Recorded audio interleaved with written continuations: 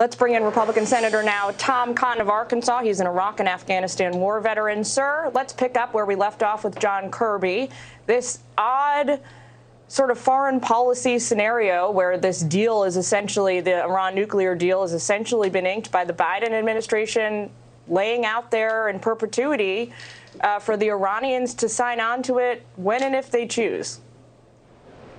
Yeah, Jillian, Iran is racing towards a nuclear breakout because Joe Biden is engaging in endless negotiations with an anti-American regime that chants death to America. John Kirby is wrong.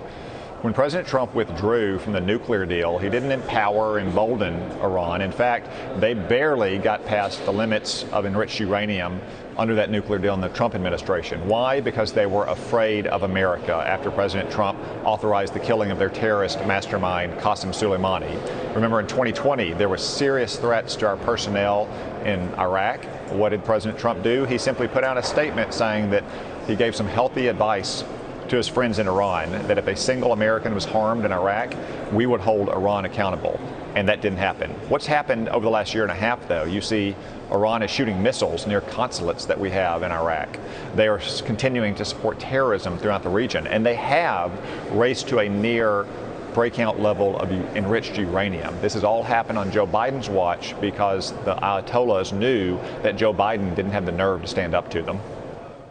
The president just returned from Saudi Arabia. Should he or should he not have gone?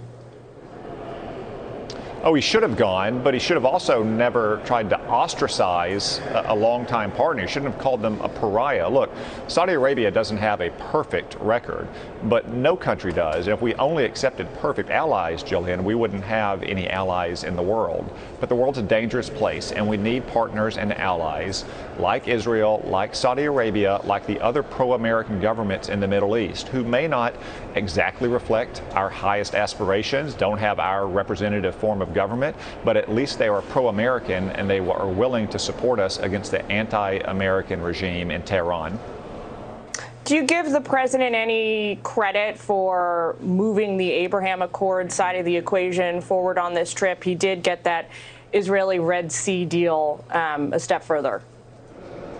Well, I'm glad that the president and the State Department will, again, at least say the words, the Abraham Accords, because it was a great accomplishment when you had 4 Arab nations signing normalization agreements with Israel. Unfortunately, I think most of the thawing you see between Israel and the Arab world is due to their perception of shared threats as opposed to American diplomacy, because Obama and Biden have done so much to imperil the Middle East.